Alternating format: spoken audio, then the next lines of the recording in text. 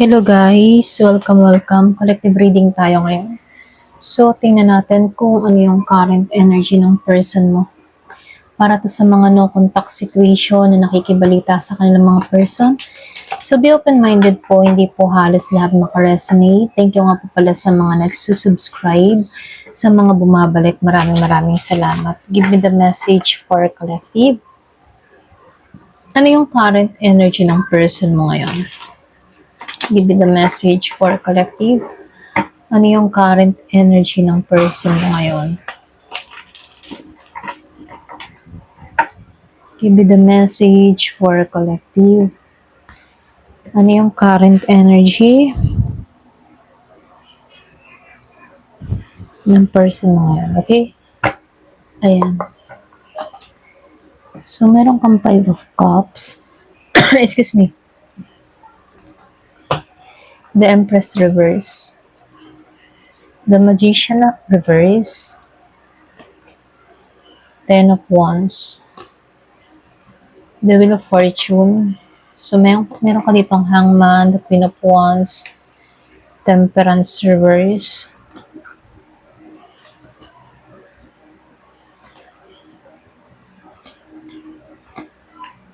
Ayan. So, dito, no, meron akong nakikitang Scorpio, Cancer, and Pisces.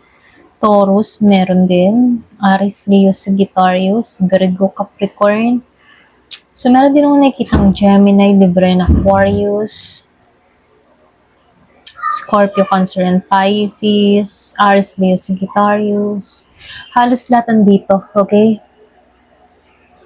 So, start na tayo. Malakas si Taurus, ano, kung may kadiling kang Taurus. Meron din ako nakikitang malakas din yung Leo. Ayan. Meron din Sagittarius dito. Pero halos lahat andito naman eh. So, start na tayo. So, dito, no. Yung iba sa inyo, sa totoo lang, ano, dito sa 5 of Cups, upright, ulit-ulit lang naaalala ng taong ito. Ito rin nakikita ko. Doon pumapasok yung regret at pagsisisi niya dito para bang may nasira or pwede rin nasira yung tiwala dito. Na yung bang tipo na nawala ka na pero hindi kanya na kayang maibalik pa. Ganon. Ganon yung energy niya dito. Kasi dito sa The Empress reverse, ano. So, naalala niya yung tipo na hindi ka nabigyan ng tamang pagmamahal or alaga. Okay, dun pumapasok yung tipo na yung alaala na ganun. Para bang dun siya nagkaroon ng realize na hindi kanya napahalagahan, okay? So, para bang alam niya na ngayon kung ano yung kulang sa kanya. Like, effort. So, hindi kanya na value noon, okay? So, nakikitaan ko dito, may guilt siya. Kumbaga, nagigilty tong tao na to na baka mayroong manipulation or lies na ginawa siya sa'yo. Okay? Para bang nagilty siya sa mga ginawa sa'yo. Pwede yung iba sa inyo, minanipula ka nito or marami siyang kasinungalingang ginawa sa'yo. Yung tipo na hindi siya naging totoo sa'yo. Okay? Para bang merong mga ginawa siyang panlilinlang na kung saan naiisip niya na ngayon na mali yung ginawa niyang ito. Okay? So, nakikitaan ko rin dito, no? So, naalala niyo yung bigat ng connection niyo dito? Para bang hindi naging madali? Dito din lumalabas yung mga responsibilidad, ano? So, nakikitaan ko dito may pressure. Pwede nung panahon na magkasama kayo, may pressure, merong panlilinlang, so merong responsibility na hindi niya talaga kinaya. Okay?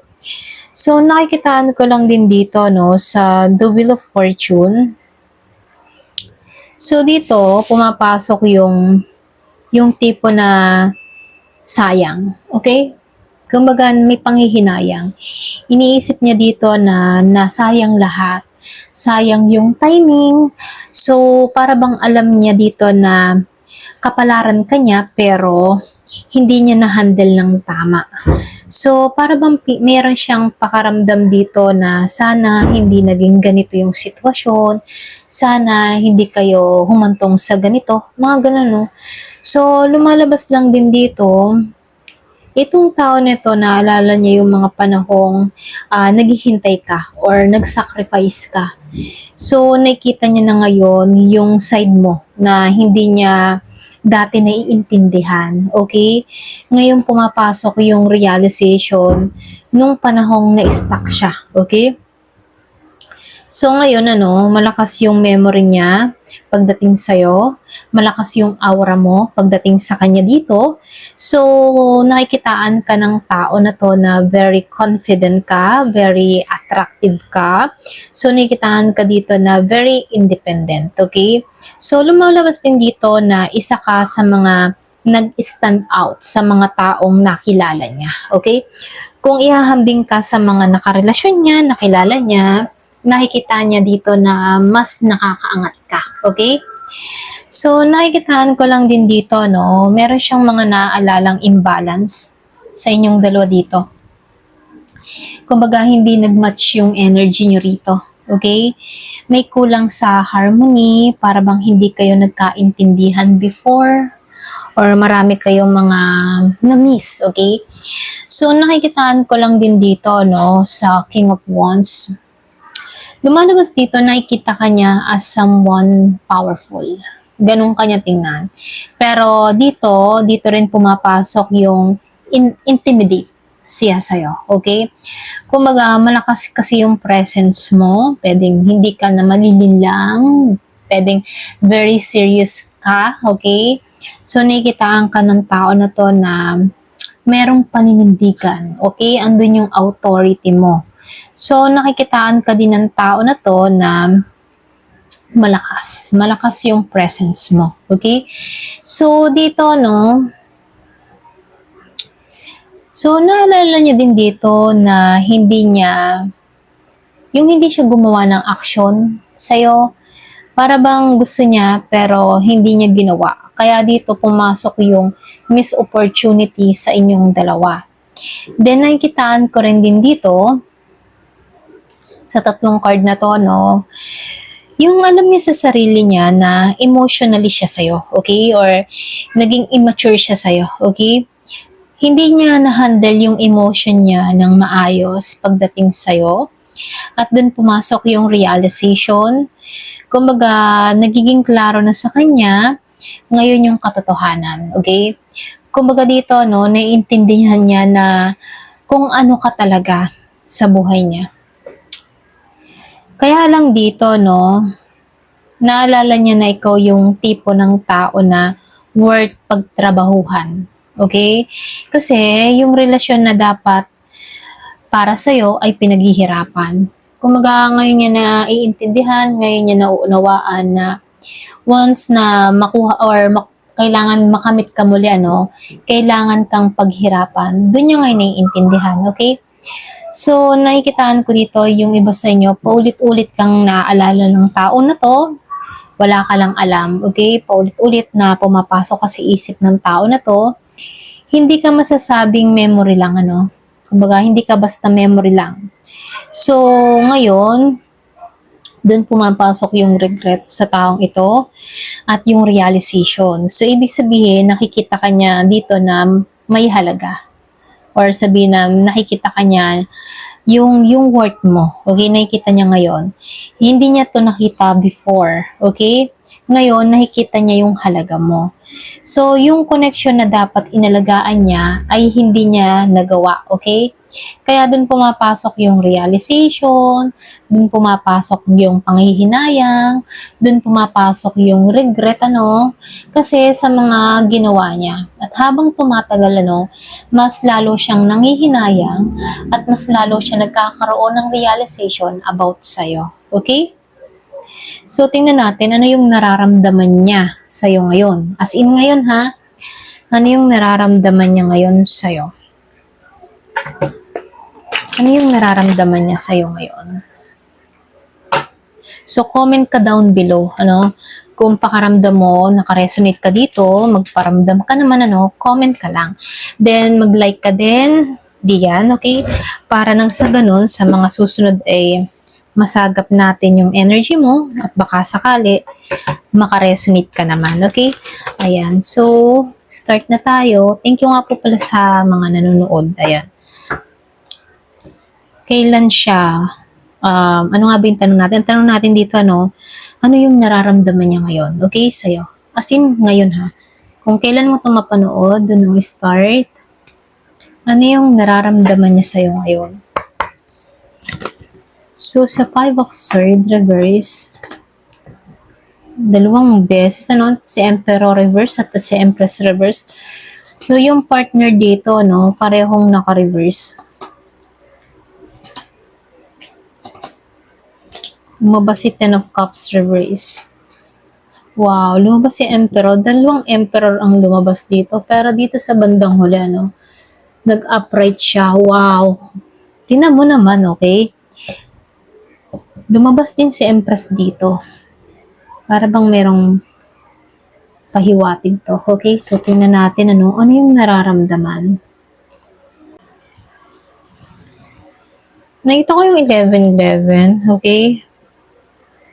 So, dito, lumabas itong si 5 of Swords. Ayan. So, pasensya na, So, may tumawag lang. So, dito, lumabas itong si 5 of Swords reverse. Kumbaga dito, merong pagod na. Okay? May napagod dito sa conflict, sa away, sa gulo. Ayaw na ng gulo dito. Para bang pagdating sa inyong dalawa, ayaw niya na ng gulo. Gusto niya ng tao na to ng kapayapaan. Okay? Gusto niya ng peace sa'yo. Sa totoo lang dito, lumabas si Emperor reverse. Pakaramdam niya kasi wala siyang control sa sitwasyon dito. Medyo insecure yung energy niya dito. Hindi siya stable pagdating sa'yo, ha? Para bang wala siyang hawak. Kumbaga dito, dahil lumabas si The Tower reverse, at itong si Death reverse, at lumabas si King of Pentacles reverse, lahat sila naka-reverse dito.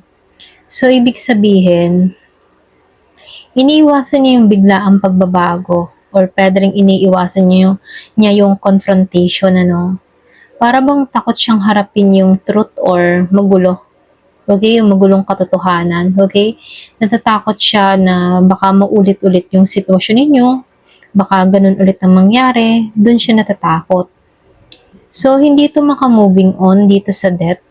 So, lumalabas kahit baga gusto niyang mag-let go, may parte sa kanya na kumakapit pa rin. Okay? So, dito, nakikitaan ko rin dito. Feeling niya kasi hindi pa siya ready or pwedeng hindi siya stable sa sitwasyon. Para bang kailangan niyang ibigay yung deserve mo. Okay? Samantalang ngayon, hindi niya kayang maibigay yon. Okay? So, pagdating sa financial, pwedeng hindi niya pa kayang ibigay. Okay? Yung nararapat sa'yo. Maging sa emotional. Okay? At sa financial. So, nakikitaan ko rin dito, may pagka-dependency yung energy niya dito, Either namimiss ka niya or feeling niya kulang siya kapag wala ka, okay? So, nakikitaan ko lang din dito na alam ng tao na to yung nasira dito sa Ten of Cups reverse. Kumbaga, nasira yung chance ninyong dalawa rito, yung nasira na sana masaya kayo pero hindi nangyari. May lungkot siya na hindi naging kayo hanggang dulo. Yun yung pinaka malungkot na part para sa kanya rito, Kaya lang dito dahil lumabas ang hustisya, may sense of accountability ito. Kumbaga, alam niyang may mali siya at deserve niyang harapin yung consequences na ginawa niya. Pero ganun pa man, dahil lumabas itong si Emperor upright, kanina naka-reverse to, ngayon ay upright na siya rito, Ngayon, gusto niyong bumawi. Gusto niyong maging mas mature or mas stable. Para bang gusto niya na maging mas maayos na lalaki para sa'yo or mas maayos na babae para sa'yo, okay? Kung ano man ang kasarian energy yung binabasa natin. So, meron ditong gusto na maging maayos bilang kapartner sa'yo. Okay? So, kahit ganun itong tao na to mataas yung tingin niya sa'yo. Malakas yung respeto niya, okay? Ikaw yung masasabing ideal na kapareha. Ikaw yung masasabi na wife material, husband material, or very caring kang tao. Kumbaga dito, sa paningin niya, ikaw yung masasabing perfect match para sa kanya. Kaya lang dito, dahil lumabas si Four of Cups and the Queen of Wands reverse, dun pumasok yung hesitation, Para bang iniisip niya rito, tatanggapin pa ba ako ng taong ito, okay? Or ikaw, tatanggapin pa kaya niya ako, ganun, okay? Kaya medyo nagdadalawang isip siya rito kasi mismong siya, tinatanong niya yung sarili niya kung tatanggapin mo pa ba siya, okay? At ikaw yung makakasagot dun, Kaya nang dito sa Queen of Wands reverse, takot to, may pagka-insecure. Baka tingin niya kasi galit ka or cold ka sa kanya, hindi ka na interesado sa kanya, ganon, okay? Pero ganon pa man, mahal ka ng tao na to, okay? At hinahangaan ka niya dito. Pero punong-puno siya ng takot, guilt, at insecurity. Pero yung pagmamahal, ando naman. Gusto ka niyang balikan at ayusin, pero hindi pa siya buo sa panahon ngayon. Pwedeng hindi pa siya fully financially stable, hindi pa siya ganon. So, kaya medyo nag-hesitate, Yung energy niya dito, gusto kanyang balikan, pero natatakot na baka huli na. Ganon. Ito na yung energy ng person mo. Okay? Ayan. So, comment ka below kung pakaramdam mo iyo tong mensaheng ito. Ayan. Thank you for watching. Love and peace.